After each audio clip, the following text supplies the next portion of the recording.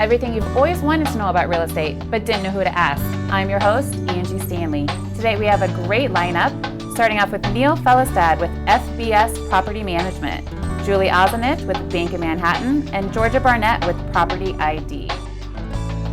Hi Neil, how are you today? Thanks for coming on the show. Hey, my pleasure. Thanks for the invitation, Angie. No problem. So tell me, what is property management? Well, property management is actually what makes a business, a standing business, out of a real estate investment. You know, a real estate investment has to be held for a long time in order to be profitable, you know, in terms of appreciation and so forth. So what are you going to do with that property? Well, you need to find out a way to rent it to somebody. And the proper management of that rental, the proper management of the physical aspects of the property, the financial aspects of the property, all of that is part of property management. So it really becomes the backbone of the real estate industry, the part of the industry that does the heavy lifting, that makes all of these things come true that we talk about glibly, that real estate is a great investment and it will do these wonderful things. Yeah, it sounds pretty intricate. So tell me, how did you get into this? Well, I'm a local boy. Mm-hmm. I graduated from San Diego State University in accounting, but along that way I became fascinated with investments, I became fascinated with finance, and with real estate. I took all the classes that were offered in those subjects, and also with psychology. I was also minored in psychology. When I came out, I was interested in learning everything that I could learn and being all that I could be in the field of real estate. So I got involved with real estate transactions. My first assignment was as a real estate broker for an investment company that was coming down from Silicon Valley, that was establishing a Southern California headquarters here in San Diego. And so I became enthralled with, I realized right off that I was going to be competing with other agents that were probably 15, 20 years older than I was. And I was going to be talking to investor clients that were 30 years older than I was.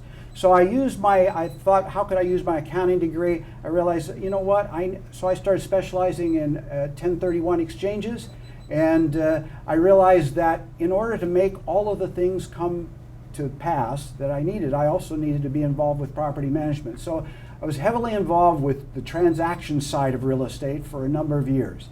And then finally, because of my own holdings and the holdings of other clients, what I needed to concentrate on was property management, and so I have been doing that. See, I've been in this business for 45 years. Yeah, so it sounds like you have a lot of experience. So tell me, what makes FBS Property Management different than other property management companies? I think probably a couple things. First, the depth and the breadth of our understanding, our expertise, and our networks within the real estate management side of the business. We know how to evaluate a property based upon what it can rent for. We know how to get that rented, get that leased up. We know how to collect those rents. We know how to make sure that there's proper reporting and that we meet all the requirements by the IRS, by the Franchise Tax Board, by the other local entities that govern real estate as a business. So, like I say, we take real estate investments that could be good, could be bad, but they got to be held for a long time to find out, to season. And in order to do that, you got to manage it. You got to manage it with precision and with consistency. And that's what FBS does. That's what we live to do. So we do that for independent investors. Okay. I don't know if you realize it, but there's about 1.1 million households here in the San Diego region. Well, about half of those, or 500,000 of those, are rental households. Wow. Well, most of the real estate industry is all interested in the transactions of buying and selling. Mm-hmm. But who takes care of the people that rent, and who takes care of the people that own those rental properties? Because most of them are small rental properties. About 350,000 of those rental units are actually owned by just individual people. Mm-hmm. And they aren't acquainted with all of the required, the new requirements. Mm-hmm. This is a very legislative and judicial, can be very problematic, because we always hear stories about, the landlord or mm-hmm. the tenant, and we're in the middle of that. I would assume a lot of those people, they've bought this as an investment property or a second home, and they don't really want to deal with it. They do not. And they get pushed into it because they think they have to, or they mm-hmm. think that they're saving $1 in order to do that. Mm-hmm. And we would suggest to them that is as ridiculous as trying to run your own escrow. Mm-hmm. It doesn't work. there are requirements. There is a wheelhouse of information, competencies, and skill sets that are required to be exercised on a daily basis. And unlike those, there are some real estate agents that are out there, they'll try to do it on the side when they've got a dip in their earnings. The problem is they don't even have the right skill set. Not that I don't have all the respect for a real estate agent. When I want somebody with drive and personality and all of that sort of stuff, that's great. But the fact of the matter is, property management calls for teamwork, process, systems, all of that sort of thing. We are helped a great deal by technology, but we know which technologies work and benefit us on a daily basis. Wow. Okay, now as we finish up, 3 tips that you could give someone that maybe is interested in creating residual income with a property that they could use your property management services for. Well, that's a very relevant issue, especially as we look at the track of the stock market. Will it be what we need it to be? They're coming up on retirement. Maybe they're 10, 15 years for retirement. What we're saying is, look at this as an alternative. The actual ownership of rental property, not the stock ownership of a real estate investment trust, but the actual rental ownership of a local property, and then turn that over to professionals. Have a team of advisors that can advise you in a variety of the aspects, and we do those advisory services. And we will always use realtors for the actual transaction, but we manage that transaction. And then we manage it after the close of escrow to make sure that all the rest of it is accomplished, so that you can hold that property for the next 10, 15 years, or other properties that you might want to purchase. That's the way that you build wealth and create cash flow in retirement. I could not agree more, and it's all valuable information. So I want to thank you so much, Neil, for coming on the show today. Coming up, we have Julie Ozanich with Bank of Manhattan.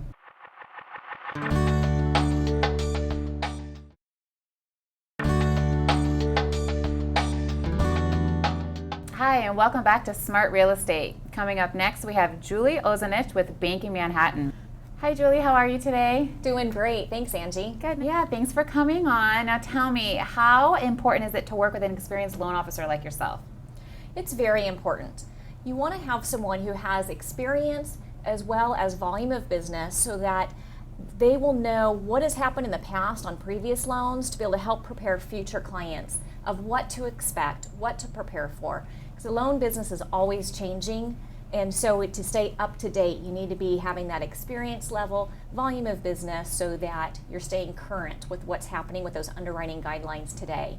And that's just going to help the process go a lot smoother for a client going through the process. Yeah, it does seem like the guidelines are always changing. Yes. Now tell me, what makes you, I guess, different, or your company different than some of your competitors? Well, one of the things that both myself and my company believe in is education. So one of the things we're doing right now is we're actually going into a lot of different companies and doing presentations to help educate people on how to look at their credit, how to improve their credit, how to invest in rental properties. More and more folks are looking to build kind of their own retirement plan that way. And as well, just looking at what to expect with the loan business. Are they qualified? Can they refinance for some folks? Just providing as much information to help them make decisions about their next steps related to the real estate industry. Yeah, and it seems like nowadays you have to be really proactive because the rates are fluctuating, and maybe you're approved one day and the next day you're not. And I think if you have, an experienced loan officer like yourself, that probably makes all the difference. It does, it does. And I have actually been in the business for 22 years. Wow. I spent my first 5 years processing the loans, working closely with the underwriters, and that's helped to also kind of give more in-depth knowledge to help tell people what to expect, what the underwriters are looking for. Oh, I can imagine. Yeah. Now tell me, what are 3 tips you'd give someone, they're a first-time home buyer. I know the market's a little tough, the inventory's low. What would be 3 tips you would give a first-time home buyer? First, I just tell them not to be afraid to ask questions. I think sometimes first-time buyers are a little timid and a little afraid that they'll look silly if they ask questions. But really they need to ask away. There's so much information surrounding how to purchase a home and the whole lending process. There's a lot of information to cover, and there are certain things that are important to different people. So it's very important for them to not be afraid and just ask the questions, get the information to help them feel comfortable. Next, I would recommend that they work with someone locally, because what we find is underwriters that are in different areas all underwrite very differently. And I think an underwriter that understands the Southern California market and underwrites with the business in the Southern California market, you're going to see a little bit more consistency in knowing what to expect and what kind of results that you'll get. Lastly, I'd recommend that folks get pre-approved. It really takes that guessing game or wondering whether they can really get closed on that property away. So sometimes the information that a customer gives us over the phone could be looked at a little bit differently when we actually get their paperwork and their documentation of how the underwriters look at the W-2s and the tax returns these days. So it takes all that risk away. And right now, with the real estate business, there's so many multiple offers that are happening right now that you need to be ready to be closed, to be able to close in 30 days. So the more homework that you do in advance, the more prepared you'll be able to be to close in 30 days and take away any guessing games of whether there's going to be any hiccups along the way. Mm-hmm. So pre-approval, the days of the blanketed pre-approval letters are kind of gone because they didn't seem to hold up with a whole lot of value. Yeah, and that's really the pre-qualification is what some folks even did as a pre-approval in the past, mm-hmm. and that was more of just a verbal conversation. That pre-approval now holds some ground because we actually received their documentation, reviewed it, checked, dotted those I's and crossed the T's for all the details. Yeah, I would think that would save everyone some time too. Absolutely. So tell me, Julie, are there any programs out there right now for first-time home buyers? Well, there's a great program that comes to mind, which is a down payment assistance grant that is designed for first-time buyers, but you don't actually have to be a first-time buyer to use it. You just can't own any other real estate at the same time. And we use that in conjunction with the FHA program. And so someone can actually purchase a home again for no money down. Wow. And the nice thing about that program is it's a grant. They don't ever have to pay the money back. Now there are income limits, so the income has to be at $83,000 a year or less. And it's up to a $417,000 loan amount. But it's just perfect for those first-time buyers to get into a home. Absolutely. Now let's switch, since we're talking about loan programs, is the high-end financing coming back as well? I know for a while with the downturn, the jumbo loans were kind of, gone, but are they coming back? Absolutely. Jumbo financing is coming back strong. We do a lot of jumbo loans these days, and we're actually pretty aggressive in our qualifications. We've got kind of expanded debt ratio requirements and so forth than we've seen from some of our competitors. And the neat thing about the jumbo programs right now is that the interest rates for those programs are actually very similar to the conforming interest rates. There's not as much of a spread or a difference as sometimes we've seen in the past. So it really is a great time for someone to look into using that jumbo financing again, whether it's for a refinance or a purchase, because of combination of the guidelines are actually pretty strong right now to help get people approved, and the interest rates are doing really well. Wow, that's a great news. Yeah.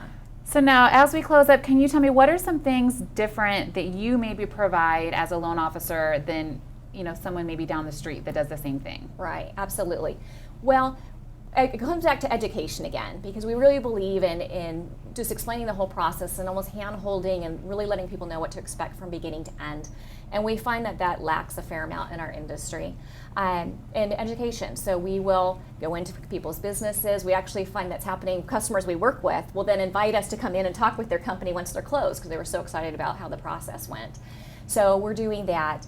And so I think the experience level has helped to just make a very nice, smooth process, to make it more personable versus to just be a number over the phone. Absolutely, that makes all the difference in the world. Well, thanks so much for coming on, Julie. It was very informative. Coming up next, we're going to be speaking with Georgia Barnett from Property ID.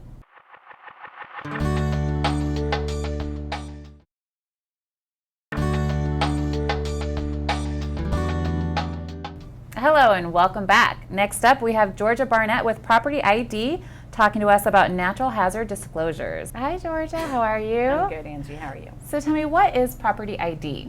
Property ID is a company that sells natural hazard disclosure reports. Our clients are actually the realtors. They, on behalf of their client, the buyer of the property, chooses our report on behalf of them, having done good faith and doing due diligence for their client. So what exactly is a natural hazard disclosure? It's a California law required report that discloses to the buyer of the property any natural hazard disclosures. The three big ones would be earthquake, flood, and fire disclosures.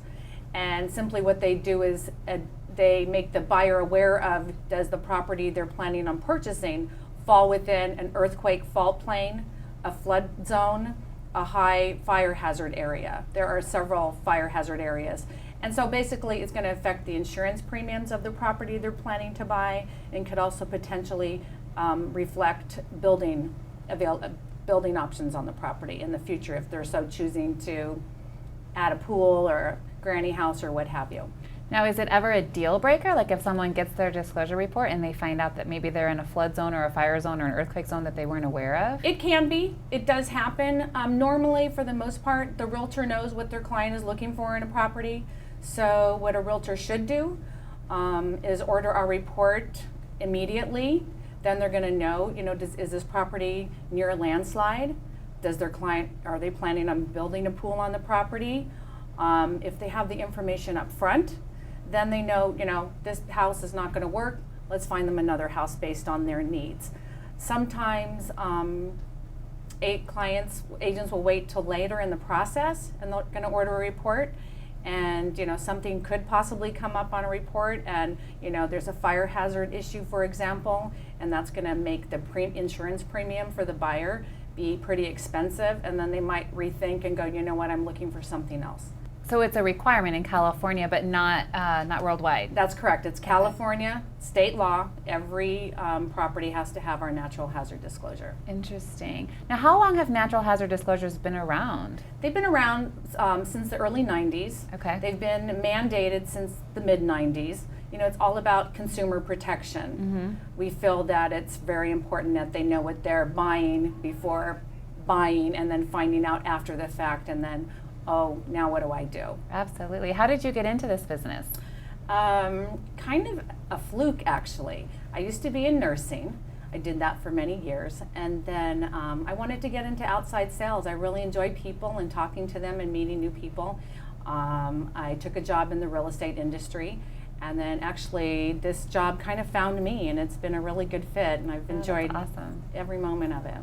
Very cool. So tell me, why is it important for a new homeowner to get a natural hazard disclosure? Just as protection, basically? Yeah, it's protection. Their realtor should do their due diligence and they will order the report on behalf of their client. And like I said, it's for insurance premiums. So does the homeowner actually ever read this disclosure report? They will get a copy of it. They should read it. Their real estate agent should give it to them and say, read this. They do sign off on it, having said that they have read it and they fully understand the information within it. So yes, and the sooner into the deal, the better for them. Then they can't down the road go, well, I wasn't made aware of this. Exactly. Okay. Now tell me, what kind of reports can a consumer order? There's the individual property report, the natural hazard. A secondary report that also comes with it is a clue report, which is a separate little report. It's actually by a third party. That's something that we actually do not create, but all natural hazard companies do go to this outsource for the report. And CLUE stands for California Loss Underwriting Exchange, and that report simply pulls a 5-year insurance claim on the property. So for example, if there was a flood claim, an electrical fire claim, anything that the current or previous homeowner dating back 5 years filed a home insurance claim on, the CLUE report is going to show that. Once again, that's something that could affect the new owner's insurance premium. Okay. Sometimes if there's an electrical issue or a water issue, they're going to look at it and go, well, it happened once, it could very certainly happen again. Unfortunately, your insurance premiums are going to be a little bit higher. Other little issues they don't care about, and beyond 5 years, frankly, they figure if it hasn't happened past 5 years, it's really of no concern. Okay, and so residential properties is mandated in California. What Correct. About commercial? Also, commercial reports we provide, and then there's an environmental report that also goes along with the residential report. Now, are the commercial reports mandated like the residential? Yes. Okay. So yes. they do have. It's all about the property and are any natural hazard effect tied to that property. Okay. So tell me, Georgia, what would be 3 tips you'd give someone when choosing a natural hazard disclosure report? It is the realtor that chooses the report. The realtor should, in good faith, have a little knowledge of the NHD companies out there. I mean, it is a business. There is competition. I feel we have a great report. We're the only independent company out there. We have additionally insured to back the report. We have attorneys on staff that represent clients in the event, if you will, if there ever is a litigation somewhere down the road. So it's really up to the real estate agent to do their due diligence to find that natural hazard disclosure company on behalf of their client so that everybody is protected. Okay, wow. Now tell me, what would be one of your horror stories for someone that maybe didn't order a report, or does that never happen? Well, actually, there was a few years ago, there was an old client of mine who went to another company that there was a bit of a horror story, because as you know, in California recently, especially in San Diego County, there's been some pretty big fires. And so the fire maps will constantly change. And in this particular case, there was incorrect fire reporting out issues on this particular house that happened to be in a severe high fire hazard area, and it was not found out until like days before escrow closing. And it was bad, and fortunately for us, the realtor ordered a secondary report from us, and ours reported out correctly. Unfortunately for the client, the buyer, it was a deal breaker for everyone, but we looked good because they had gone to us, they would have had the correct information up front. Wow, important stuff, most Yes, definitely. yes. So thanks so much, Georgia, for coming on, and thank all of you guys for watching. I'm Angie Stanley. This is Smart Real Estate.